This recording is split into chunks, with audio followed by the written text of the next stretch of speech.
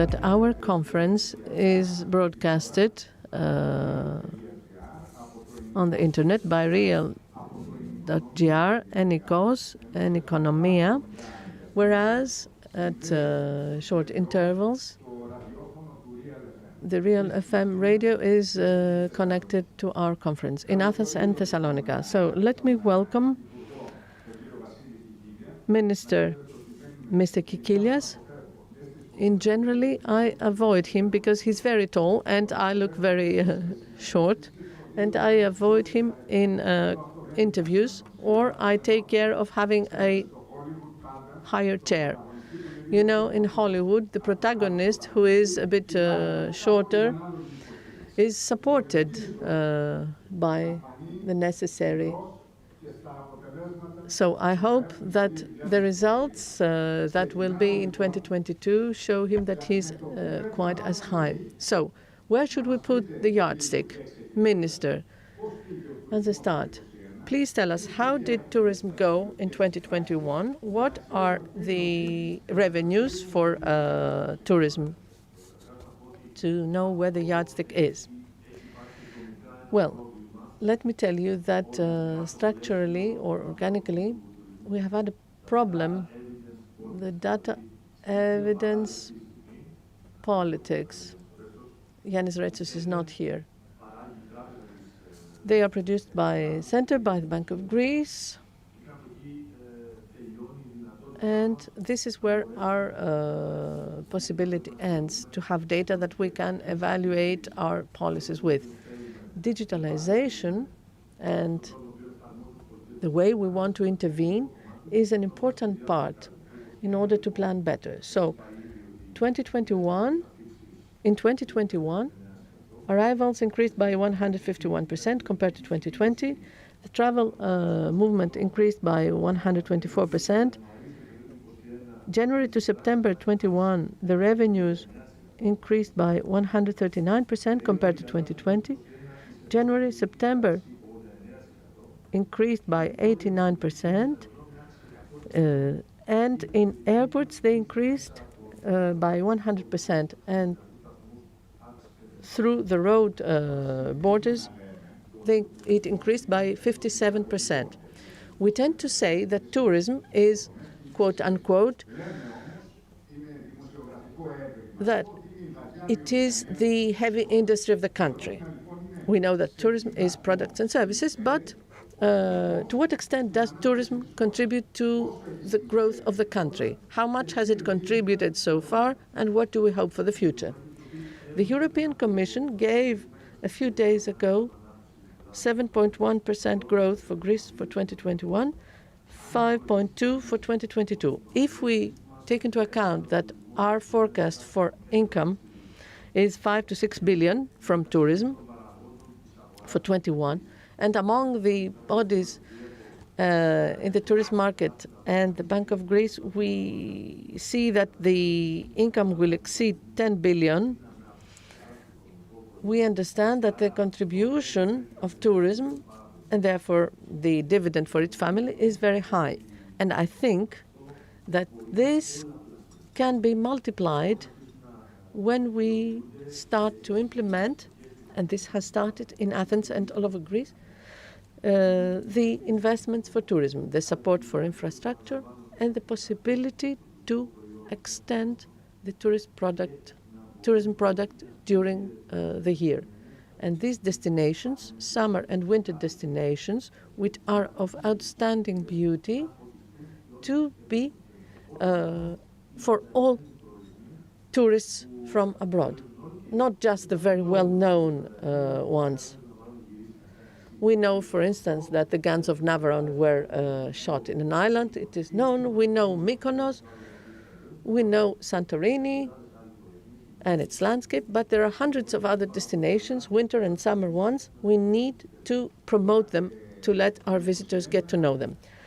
Well, 2021, everyone agrees, I think, that exceeded our expectations. We were all very much afraid due to the pandemic as to how the year would go, etc. If I could ask you to tell us in a very succinct manner, what was the reason for success for 2021? What would you say? Well, first of all, The Prime Minister gave some figures as regards the visitors in the country. In May, he said that the rules are those, the protocols are those, etc. We expect you. And then we had a rebranding of the country as a safe destination with great preparation. It is the #1 destination for visitors during COVID. There were many precarious issues because many countries remained closed. So we had a calculated risk with multiple tests, with transportation of patients if need be, with excellent collaboration with the professionals in the accommodation, in the hotels. We had quarantine hotels, and this functioned well. And this came back as trust from the global community.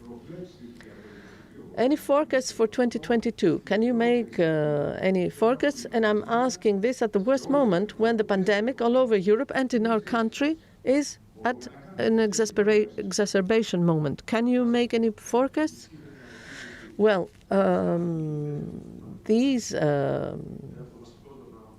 exacerbations and drops of the pandemic make us deal with it in the best possible way. There will be a recession in this pandemic, and I could make a forecast. I hope that this will be done in a reasonable time in order to be able to move smoothly for the planning of 2022. When we see that the pre-bookings this October for summer 2022 are by 30% increased compared to the pre-bookings of in October 2019. I read somewhere, Minister, that TUI says that Greece right now is among the first 3 tourist destinations based on pre-bookings. Yes, I can give you concrete data. Among the agreements for travel with major European fairs, we have 500 to 600,000 positions by Transavia, Air France, EasyJet again. For Athens, we have 2 more routes from the UK. British Airways will also fly not from Heathrow only, but from Gatwick as well. Our neighbor, Turkey, wants to restart, and that was why I visited Izmir recently, and I had meetings during this week. We have opened up cruises for Kuşadası, Marmara. We're talking about 1.5 million visitors from Turkey in 2019.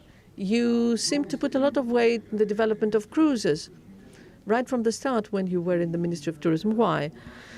Because it is a huge part of the global tourism product, which can yield multiplying effects. We are quite high, but we don't have the corresponding revenues. Why is that? Because it was monothematic. We were not very friendly in the previous years as regards cruises. This was the feeling I had. Mr. Hadzi, what is the revenue we're talking about? We're talking about billions. And we are entitled to have a greater share of the pie.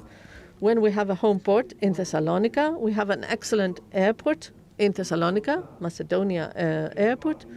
We have the possibility, and I'm very happy to see that people from cruises support this conference.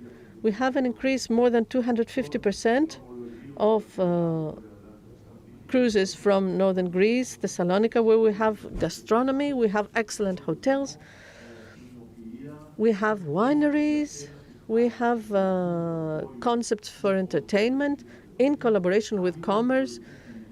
We open up destinations in the neighboring country, but we facilitate those who want to travel from the US.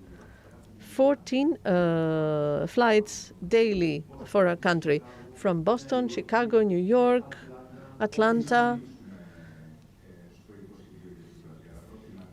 when do we expect to open up cruises in 2022? Because I heard a discussion you had with the Director General of the International Association of Cruises Companies.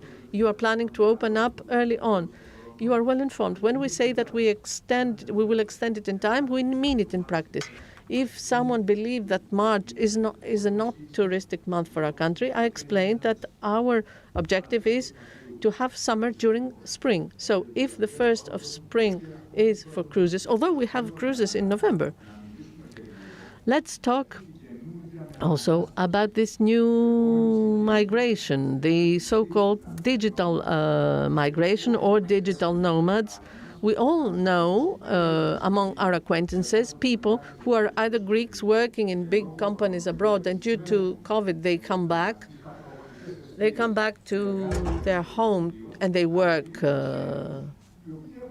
digitally, but mainly foreigners who have found houses on the islands or in mountainous destinations, and they work from home. Well, you know that life led us here. You rightly say that many visitors stayed on the islands during winter, and they worked remotely through their computer.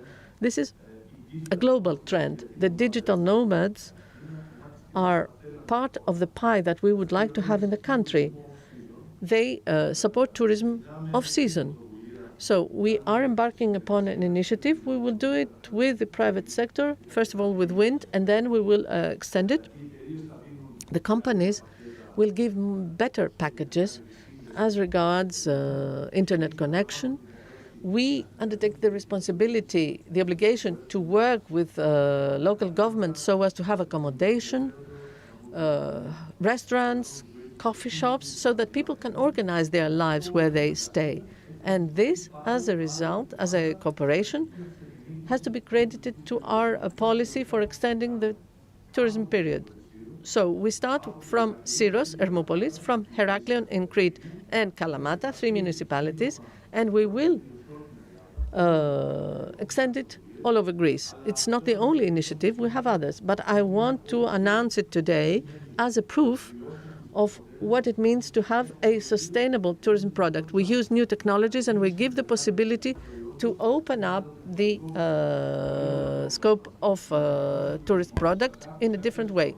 Winter tourism. I heard your address before and you spoke about it. Can you please tell us concrete energies undertaken by the ministry in order to reinforce, to support winter tourism in the country? I have here, and I see that you have, the Secretary General of the Greek Tourism Organization, Dimitris Fragakis. He will talk about it in detail. We have seen that never before country has put forward, has promoted the winter destinations, the beautiful mountains, lakes, ski resorts, mountain trails, all over in all regions of the country. And this could be an excellent destination for visitors. So we do it during these months when revenues drop from tourism. We will do it in a structured and in systematic way during December, January and February, and we will promote these destinations. We will connect them to our site so that travelers can get information. We will inform with packages all the major players in the tourism industry. And when this is a very small percentage, and you can add 2, 3, 5, 6, 7, 10% or 15%, this is a move for Greek economy. This is a move for supporting commerce, accommodation, supporting the municipalities and the regions of the country. We will measure it this year and we will establish it. Minister, you recently announced that your ministry is working on drafting a study for sustainable growth and development in the islands, and in particular Santorini, in 2 islands in total. What is your definition of sustainable growth for these 2 islands? And does this signify that these 2 islands will be tackled in a different manner compared to how they were being managed so far? So far, they were the two stars of our tourist scene, but we domestic tourists felt that they were overcrowded as well. Well, to begin with, this is part of the instructions that we took from the Prime Minister. We were asked to enhance our tourist paradigm, and we have to do so with respect to the environment. You have to have a certain duration, and we have to have viability and sustainability. So we have to make sure there's no pollution, no plastic in the sea or the coastal line. We have to make sure, and we will be working towards making these two tourist destinations as top destinations, qualitative destinations, always with respect to the locals as well. So this is all about fast-track processes and procedures as concerns the infrastructure on the islands, and of course there will be, using the RRF and other investment models that the government has at hand, there will be investments with in collaboration with the municipalities and the local funds. When it comes to the water resources, we will be focusing on them. We will be focusing on proper waste management, solid or other. There will be a traffic adjustment made, and of course there will be an optimal management of the cruise industry and maritime transport. Step by step, we will be working on all of the aforementioned in order for us to breathe in new fresh air to the branded products we are offering, including the destinations. If you have a question about whether everyone, the stakeholders and industry parties wish for that, yes, they do. They certainly do wish for all of that to happen, and that is why we are all working on these, because it will help them cater to the needs of their customers better in a more qualitative manner. One last question, says Mr. Chatzinikolaou. The hotels have been amply supported by your government at this tough time, the pandemic. The same sector could be possibly even more supported by the government, let's be honest. But then again, we know that there is only so much that the state can do from the treasury point of view. What about the other sectors, other than the hotels? They are more grudging. During the pandemic, Mr. Chatzinikolaou, the government of Kyriakos Mitsotakis gave 42 billion to help working people and all of the community, the society, the Greek society. I really appreciate that and respect that. Social solidarity, support to working people, support to enterprises. We saw that happen in practice over the past 2 years. We have co-responsibilities as the Ministry of Tourism. So I have committed myself to supporting in a gentle yet pressuring manner in order for me to make sure that I stand up for what they are asking. We are doing that to make sure that we progress. So in a very reasoned manner, as concerns what's in the treasury, the Konstantinos Mitsotakis government, the Kyriakos Mitsotakis administration will always be supportive of the community, the society. There are more issues at hand. There's the environment, development and growth bills. There are other ministries involved. There's also the local government. There are other co-competent authorities, and we will all be working on everything and doing everything we can. And we will be exerting pressure on behalf of these people. I know these people. I personally know them one by one. It's an honor for me to work with these people. And of course, it's the obligation of both myself and organized society and community, and also the government, to make sure that we take the tourist industry higher. This is not just a slogan or a motto. We are working to that end, and we look forward to having results, concrete results, tangible results. Let us at this point extend our thanks to the Minister of Tourism and over to the co-organizer. She and I have gone through this calvary, so Mariana Pirioti will be moderating the next session.